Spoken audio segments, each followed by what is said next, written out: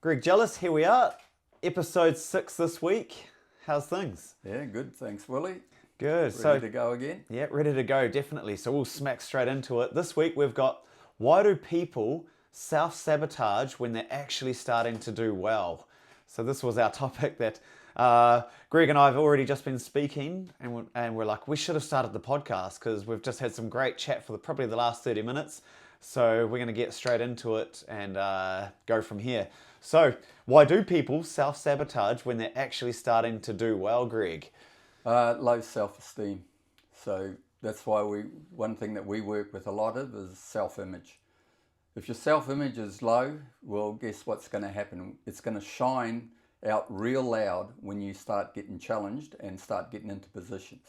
We were talking about areas in our lives where we had big opportunities and then we sabotaged them. We were either sick, we ended up getting sick, we ended up maybe having a night out before when we knew we shouldn't have. There was all sorts of reasons of really not doing what we know we should have been doing to make it happen. But the real truth behind that, the mindset is that we don't believe that we were good enough to go out there and make it happen. So, when you've got that idea of low self-esteem, the self-image doesn't believe that you can actually achieve it, so it starts self-sabotaging. So that's why that really happens. Yeah, because we started getting into this conversation because I said to Greg, as you can probably hear, I'm speaking from my nose. And I come into Greg and I'm like, Greg, I'm feeling a bit sick today. And as Greg would say, you'd call it dis-ease. So I've got dis-ease of the mind. Yeah, dis-ease of the mind. And yeah, I'll admit I have had a few things going on recently. And it's like I've added to it, and I came in sort of not feeling sorry for myself, but I said, Greg, I've had this today, I've had a day, and we've made our podcast this afternoon. Normally we do this in the morning, but we've been busy and life catches up, and next minute, I'm just feeling a bit worse for weather. But we spoke about how sickness or disease comes into our lives at times when the best things are about to potentially happen in our lives. Did you want to quickly speak about a moment in your life that this might have happened before you knew about the mindset? Absolutely. My days goes back to my playing days in rugby, which I said many moons ago. Many a times I was selected for different games, and that were really important to me if I'd realised it. But I always found a way that I either ended up sick, I ended up, for some reason, I didn't end up being in top peak performance at the time. And I found out later on, especially when I got into mindset and understood how I'd sabotaged my own success. Big time, absolutely big time. Now, people do this in business as well, and it's not just sport. They do it in a lot of areas in their life, because this is all what we keep talking about every week, is about knowing yourself. If you don't know yourself and the performances that's going on through that program that's running, guess what's going to happen? Now, can that change? Absolutely. Absolutely, it can change. If we had our time all over again, we would realise what was going on. But that's not so. It's also worked out, as we talked about, Willie, that it's worked out good, because we can help others now understand what is going on when this comes along. Yeah, we've got that real life, real living experience. We've been at the peak of our moments thinking this is going to be a great moment, we're going to make this team or through rugby, and something's happened, or we've become sick, or just the anxiety of that moment, and then you don't perform. So there was one that we spoke about for you personally earlier on, and you had selectors coming to watch you, so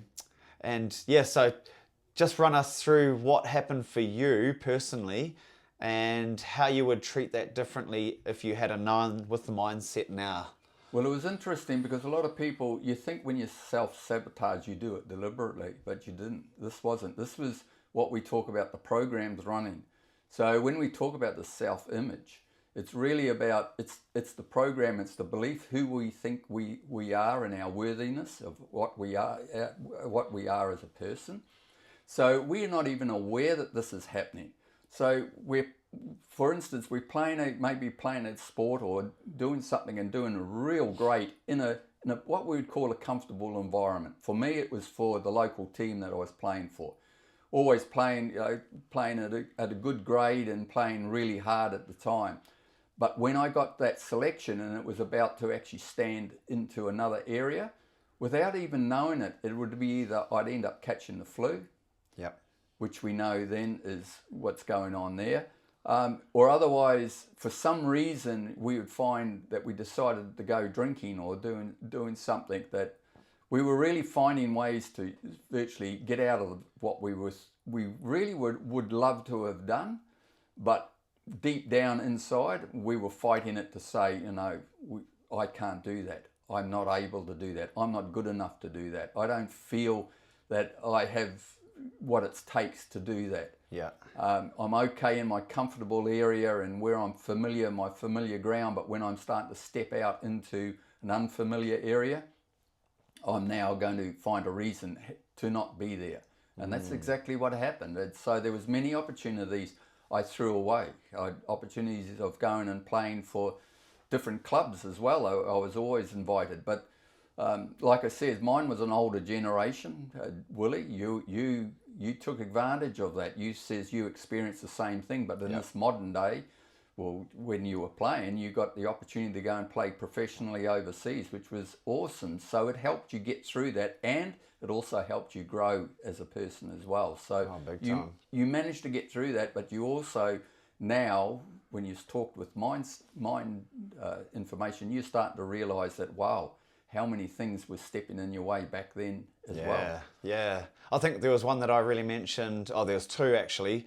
As we were talking about this, I said, hey, actually, Greg, I've had a couple of instances where it's done the opposite effect. I might have gone in sick, I might have gone in without sleep, and then I've ended up playing the best rugby of my life, or best tournament. And the first one was, I was playing for Verona in Italy, and we had a bus trip all the way down to Rome. I was really crook. I was even shivering. I had like a temperature of about 39. I shouldn't have even been on the field. They really wanted me to play. I was in the hotel. I didn't even go to breakfast with the team. I didn't do our walks through in the morning. I didn't even do the warm-up of the match. I was just in the change room all wrapped up, shivering away, trying to take Sudafed or whatever it was that you could take. And then I walked out onto that field and I told Greg just earlier on that I just had one of those games. All my sickness was gone in that moment. I was focused. My body was natural. It went to its natural job, what it's supposed to do for rugby. I was all over the field, running from everywhere. We ended up beating this team in Rome. I can't remember the name exactly, but then as soon as the game was over, shower, shivery again. I sat on the bus waiting for my team to come back on. But I had just one of those moments. And then the next moment, quite a few years later, when I was living in France, I used to get invited to play in these sevens tournaments in Europe. And this one was called the Susie's Saloon, and we're in Brussels in Belgium. And this one here, it's like I was waiting for my team. So I stayed in a hotel the night before. I'd just flown up got the train from France, and I could not get to sleep the whole night. And the more I tried, the more I was getting in my own head. I could not sleep. And it got to about 6 a.m. I was just telling Greg this story before. It got to 6 a.m. and I just got up and went for a walk around the town, got a bus or a train to my rugby field for the sevens tournament. And I said to my team, I already had it in my mind, the excuses and the sabotage again, but I was like, guys, I haven't slept one wink. I don't know how I'm going to go today. I'm sorry if I'm letting the team down, but I'll just play where I can. And as I said to Greg, as soon as I got on that field, my body went into survival mode. I reckon I had probably one of the best sevens tournaments of my career. And okay, it's a small level, but we won that tournament and I was on fire. I just felt so good, light everywhere. Sure, once the tournament had been over and done with, I didn't go out with the team. I didn't have a beer. I went straight back to my hotel. I was sleeping forever. But it was just amazing how the mind can really change in a positive way too, because of that. You called it, was it like a muscle memory? Muscle memory, absolutely. Yeah.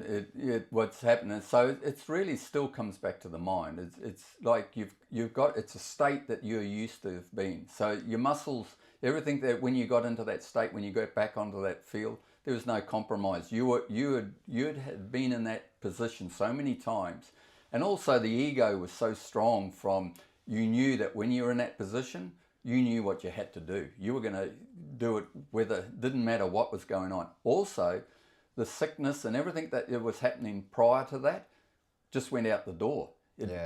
Your muscle memory come in, you knew you were in the moment, you got back onto the field and away you went. And then when you finished, you went back to your normal, I hate to say it, but drama. Yeah. You know, the drama that was what you're doing. And when you realise, so what's going on there? Well, there's little games going on in the mind.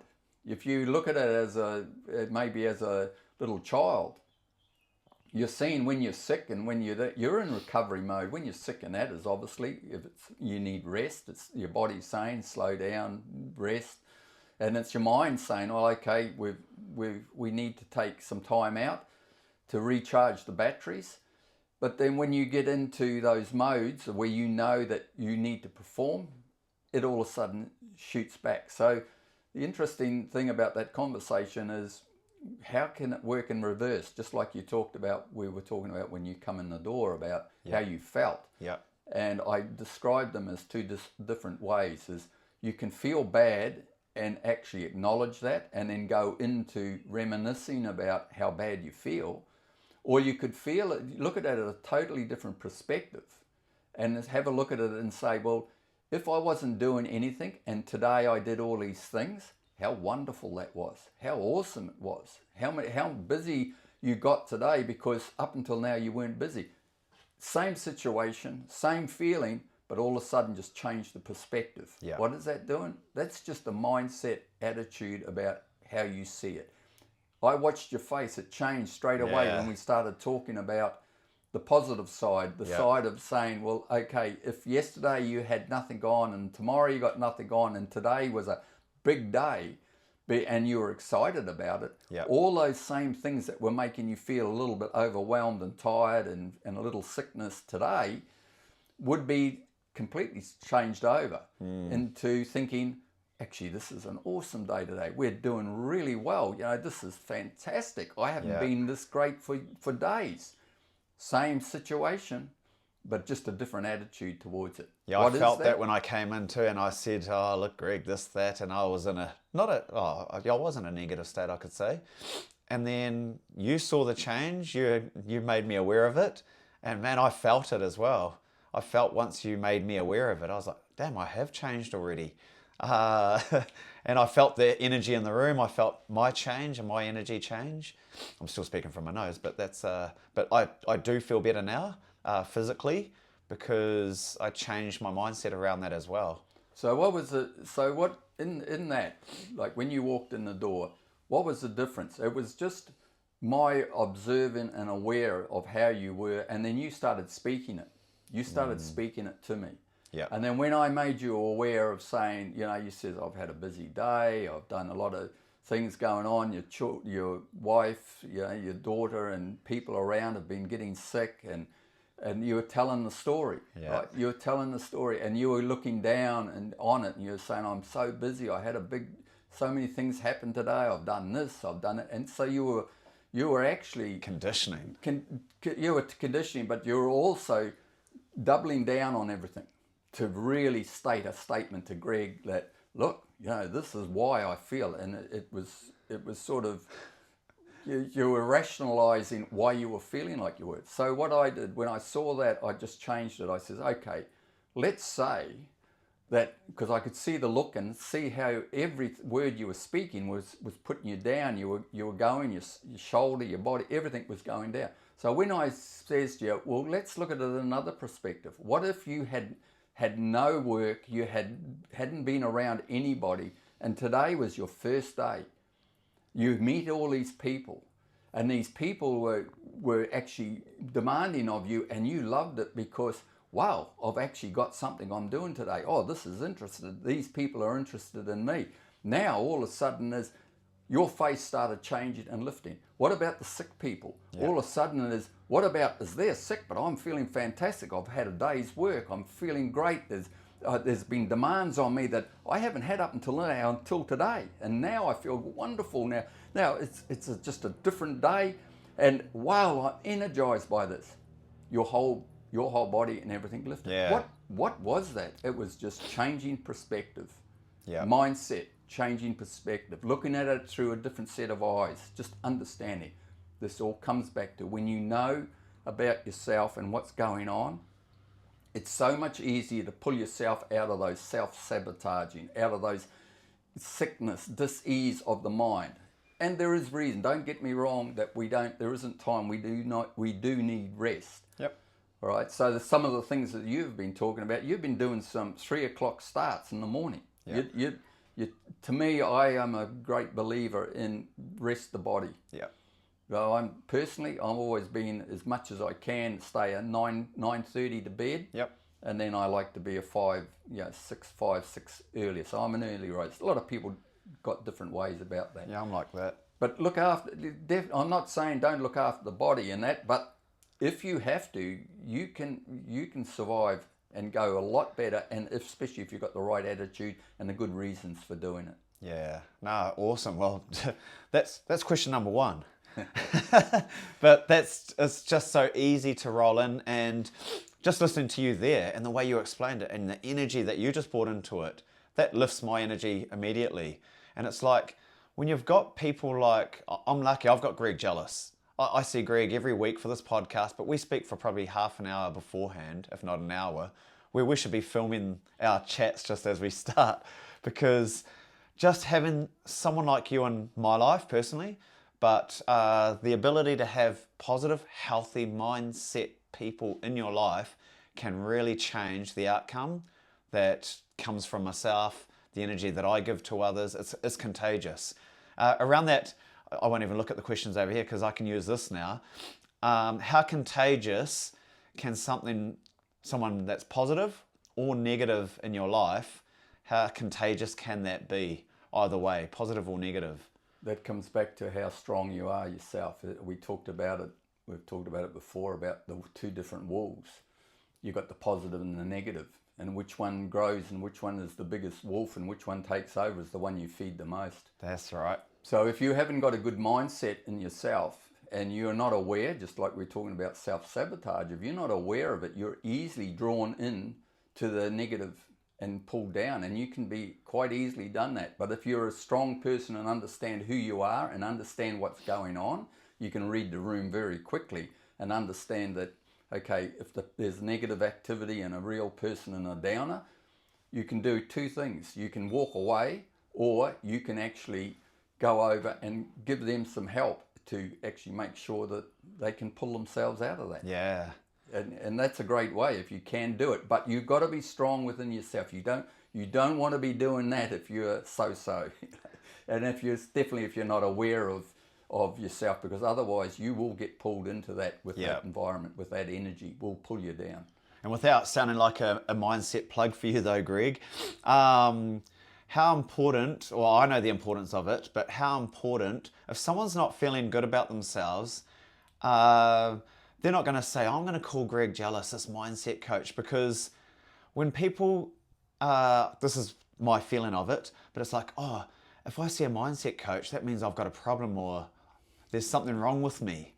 That's the stigma, I could probably say. Like, no one wants to go to a mindset coach because they'll be like, oh, something must be wrong with me. He's like a psychologist or a psychiatrist, or where I know that that's not the case. And I've learned a lot over these 3 sort of plus years that I've been with you, in and out. And hey, look, I've got my paradigms that have been blocking me to come and see you more and more. But yeah, how can you explain for someone to actually come in and see you that there's nothing wrong with them? It's just it's helping their awareness, right? You're just trying to make people unlock their potential, you always say. Yeah. So can you make this sound real user-friendly for anyone out there, that they could get on a call with you, or that if they can book into your Wednesday night seminars that you run, make this sound really friendly to make people understand that they don't have a problem?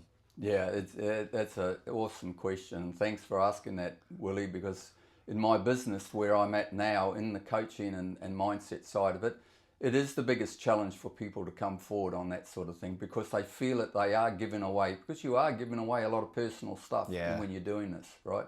You're showing your cards in a lot of ways, and a lot of people don't want to do that. We spoke about ego the other week. Yeah, and it's fair enough, but this is about finding out who you really are.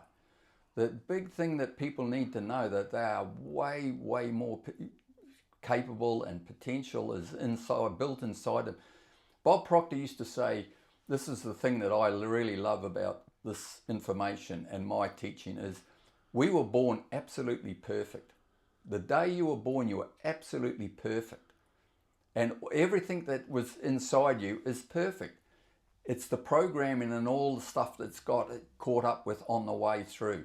All we want you to do is come and find out a way of saying, well, okay, how can I get my better results? Because at the end of the day, people don't mind finding out what, if I want to improve I want to improve my income. I want to improve my health.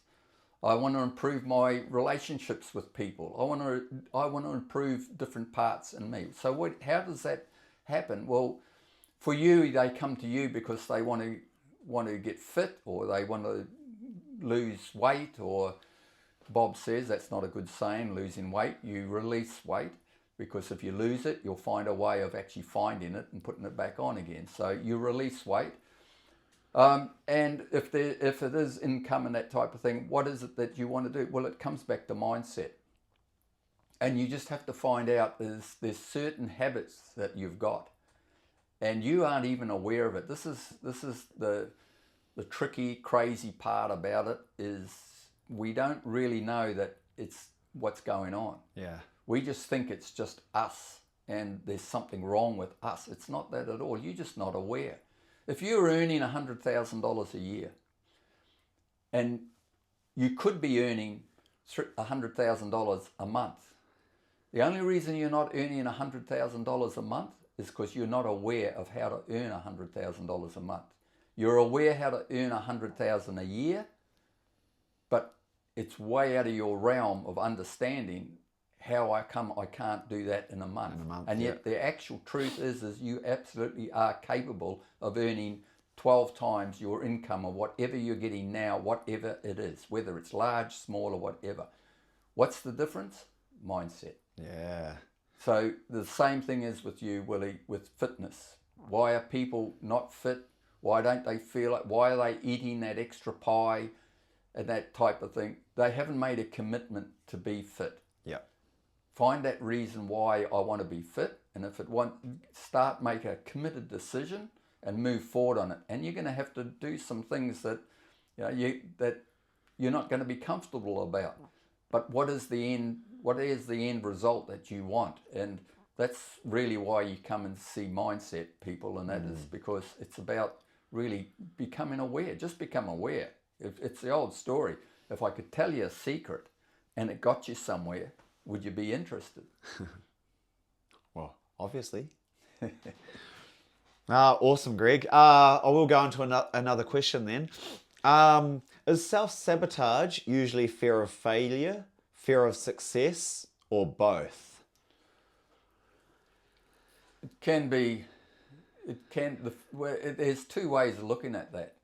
Sometimes fear of success can be that what we talked quite a bit about there before, of fear of failure and low self-esteem, self-image. That's really what it's all about. But yeah, the other sides of it really could be that a lot of people don't go there because they don't feel that it's not belong. a big need to them. I've talked with people who says, well, I don't want to earn the big money. I'm not interested in earning the big money. And people say, well, you're so good at this. Why don't you? Well, it's not of my interest. It's not really what I want to do. So people would say, well, they could have succeeded, but they chose not to. Yeah. But the thing is if you actually ask them in another way, they most probably is something that they really do want to succeed at and do very well, but it doesn't seem to be money. But the interesting thing about money is if it is a relationship or something like that, sometimes money can actually help you get a better relationship, believe it or not. It may sound a bit, people would say, oh, well, that's, at the end of the day, what's money all about? Money's all about giving a service and getting, for the service that you've actually given, it's the reward that you get back for giving your service. So people should look at that. So what is it? Is it self-sabotage of that success?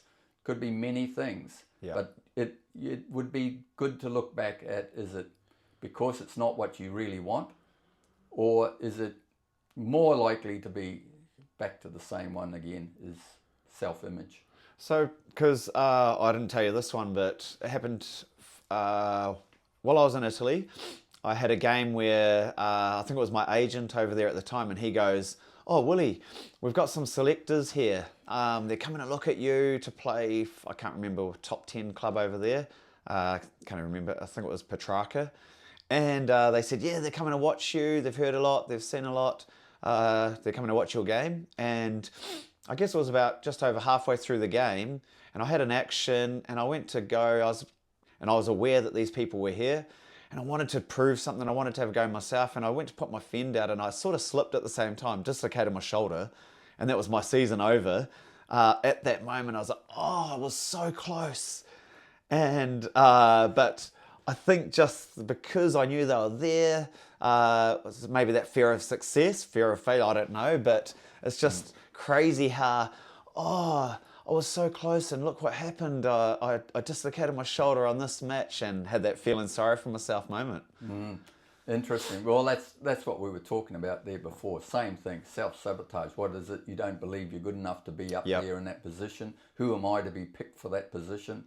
And that's because we self-sabotage. But the interesting thing about this, Willie, is we're talking about this self-sabotage, and we wanted to succeed, but we didn't because this happened to us, and we're rationalizing, like Bob used to always say, we're rationing lies to ourselves that it's not going to happen. But I want people to understand this, that there is a lot of people that's hearing this and saying, what a load of rubbish, because their egos are stepped in so high and so strong, and it's got them protected, and they're not really aware of this self-awareness of their self-image and their low and all these things. They're saying, no, that's not me.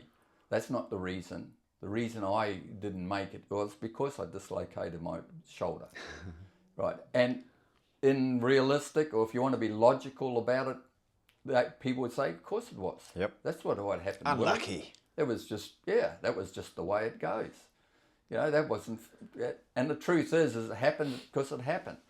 But the real truth is if you understand who you are and what was going on, was it really just an accident? Did it really happen? How come those same things have happened to you in other games? Yep. And the pressure wasn't on, or that you didn't have selectors around, and it was most probably 3 times worse. Yep. And you come out fine, and you played the game, and there was no consequences to it. It's interesting that when we notice these things, and when you are aware of it, you notice these things, and you go back and start realizing, oh, now I know what happened there. Yeah. Because I really wanted to get into that. I thought I really wanted to get into that team, or I thought I really wanted to play in that higher grade. For the subconscious. But the whole time there was this, when you understand about yourself and how it's all working, the whole time is there's something happening, sabotaging that. And when you understand your beliefs, and the big thing is when you understand this about yourself, there's lots of things you do daily that are living proof of saying, oh, okay, you look at it at a totally different perspective. Yeah. And when you do that, then all of a sudden you realize I actually have control of this. So it's a good thing to know. When you know about these things, just watch that ego. The ego is, you can't tell me. And even me saying this, you're most probably going to see people from now on, and you'll look at them and you'll think, no, that person's pretty sure of themselves. And then when you actually understand this information, you start looking at them and thinking, oh, hang on, I thought they were sure of themselves. Actually, they're not sure of themselves. They're actually trying to cover up Yeah. of that. They're looking after that person inside. I know that because I was Yep. like that. The interesting thing, Willie, you talk about, it's interesting, you say that you come and listen to me and what I say, and everybody that talks to me now are very similar. They get real good positive feedback because of their awareness. But there is a lot of people likely to be watching this video right now that knew me from the past. And believe you me, they would say, who is this guy talking? Yeah. We know This what isn't you the were Greg like, we know. Greg. You know, the names and the things that how I used to be. I absolutely know that. I know what I used to be like. And sometimes I often cringe Yep. myself of things that happened 40 years ago, and I go, oh, did I really do that? You know, what was I thinking?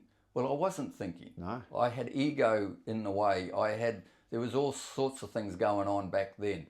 And it was really, when I understood all this stuff, it was really low self-esteem, big time. There was some crazy things I did to people and different things that I look at now and think, what on earth was going on there? But at the time, I was ignorant to the fact. And when you're like that, you don't realize what's happening. But when you become aware, and when you've come in and studied, and the other side of it, a lot of people haven't seen me maybe for 30 years. I've been 30 years studying this information.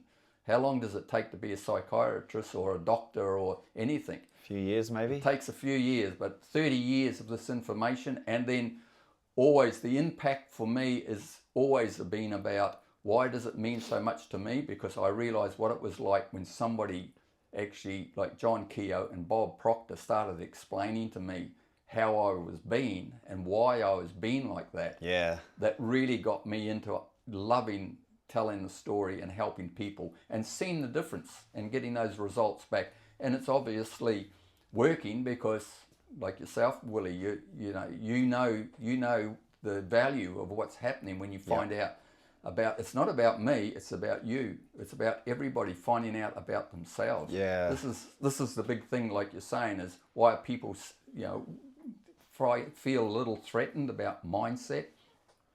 Because it's the unknown, and it definitely, and there is, people do get confused with that, of thinking there is something wrong mentally or this type of thing. It's not. And the woo-woo side of it. Absolutely. And the other thing I think is big in the world right now is mental awareness in the way of, are you looking after your mental health? Mental health, yep.